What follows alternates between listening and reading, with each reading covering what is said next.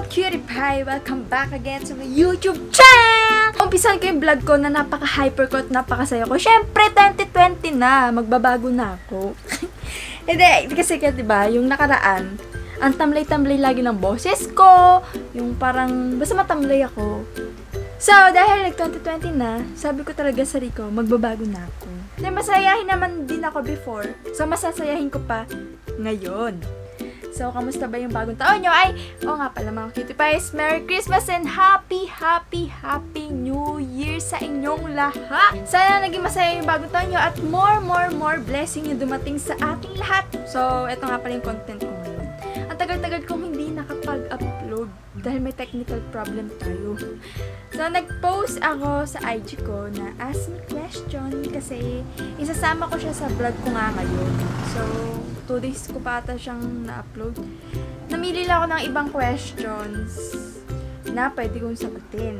At yung mga hindi ko nasasagot before, yung mga iniiwas natin sagutin before, yon sasagutin na natin ngayon.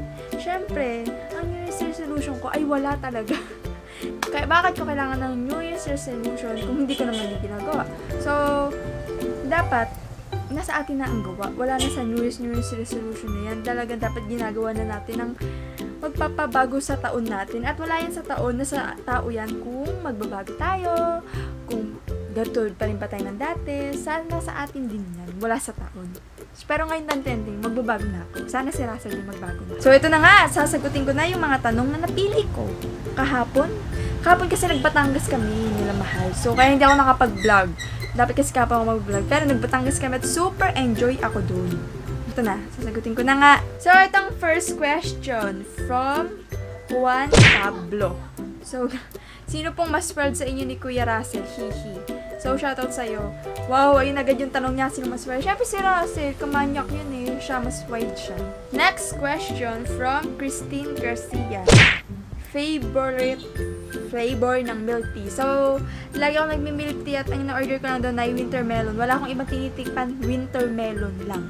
Kasi, doon lang ako sa winter melon. Kung baga, faithful ako doon. Para sa relasyon, faithful ako. Kay Russell lang. Yee! Charot!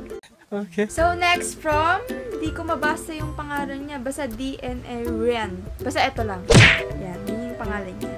Tanong, not a question, not things. I just want to say hi. Heart emoji. I love you, Ate Jelay. Sana ma-notice nyo po ako. So, I love you too. And yan, na-notice na kita. So, shoutout sa'yo. Next question from Hannah Zalina. So, shoutout sa'yo, Hannah. Ba't ang ganda mo? Haha, ingat palagi, be. Sus, maliit na bagay naman yun. Magaganda tayo, alam mo yan. Mga tagatansa, magaganda talaga. Nagbuhat ng sariling bangko. So, thank you. Ingat ka rin lagi. Next question from Ann Hanaban 3. Ano to? Sex or chocolate? Pa-shoutout na rin po and pa-accept po, please. Siyempre, chocolate tayo. Hindi ako mahilig sa ganun. Sa chocolate, mahilig ako. Next, JM Tarayo. Kamusta po si Kamanyak as your long-time boyfriend? So, masasabi ko sa pinagsamahan namin ay hindi madali. At marami pa kang pinagdaanan na hindi rin madali. Pero, wait lang, baka malabo. Pero masabi ko lang, mabait siya. Mabait siya, maalaga. Kaso, maloko nga lang. Pero syempre, kailangan mo tanggapin kung sino yun. Kung ano talaga siya, yun na siya. Kailangan niya lang din ng pag-iintindi. So, next, kailan niyo po gusto magka-baby ni Kuya Russell? Wala pa kami sa point na gusto na namin magka-baby. Siyempre, hindi porket nagsasama na kami, baby agad. Bakit kayo nagsasama na agad? Ito para sa mag-asawa lang yan, dahil magbubuntis ka na agad. Ganun. Hindi ganun. Okay. Yung baby, pwede naman yun, pero sa tamang panahon, ganito kasing mindset niya eh. So, ganito kasi si Russell mindset. Gusto niya, may mararating na kami bago yun. Kahit gaganon-ganon yun, may iniisip pa rin naman siyang future. So, next, from Kit Sanchez 21. Saan po kayo nagkakilala ni Kuya Russell? Notice me po, we love you both. Hashtag Jessel. So, I love you too, and we love you too. So, nagkakilala kami, year half ng 2016, mga, ano ba? December ata kami nagkakilala. Sa Facebook kami unang nagkakilala talaga. So yun, nag-meet kami. Payat pa siya nun. Wala akong masasabi kundi payat pa siya nun. Next, from E. M. EM Gakas. Bakit po ayaw po ni Kuya Russell performance si Morta? Hindi naman sa ayaw niya papormahin. Wala pa kasing budget para papormahin. And gusto niya muna kasing i-full paid si Morta bago niya papormahin. Yun yung gusto niya. From Marian Kabuti. Ano pong full name nyo? Love you, ate. So, love you too. Ang full name ko, wala nga parang nakakaalam ng full name ko. Pero kung dati ko nang kayong friends sa FB, alam niyo yung full name ko. So, ang full name ko is Angelia Berlarda Castro. Short for Jelly. Si Russell nagbigay sa akin. Na Jelly na talaga yung, palayo ko noon. Pero yung spelling niya, G-E-L-A-Y. Tapos, binigyan ako ni Russell ng Jelly din, pero iniba niya yung spelling. G-E-L-A-I. Yun yung ginawa niya. From Seed Duwag. So, ayun, di ko alam paano bigis yung pangalan mo eh. Ano yung mga pagkakamali mo nung 2019 na nais mong itama ngayong 2020? So, syempre, marami tayong pagkakamali. Marami akong pagkakamali. Tao lang din man ang nagkakamali. At wala namang perfecto. Lahat tayo nagkakamali. May nagagawa tayong mali sa ibang tao. Hindi ako naniniwala na wala kayong ginawang mali sa ibang tao. Meron tayo lahat ginagawang mali sa ibang tao. Gusto ko lang itama yung sarili ko mismo na ilayo yung sarili ko sa iba. Siyempre, para hindi na ako gaano masaktan kung may manakit man ulit na gusto ko lang itama yung mali ko.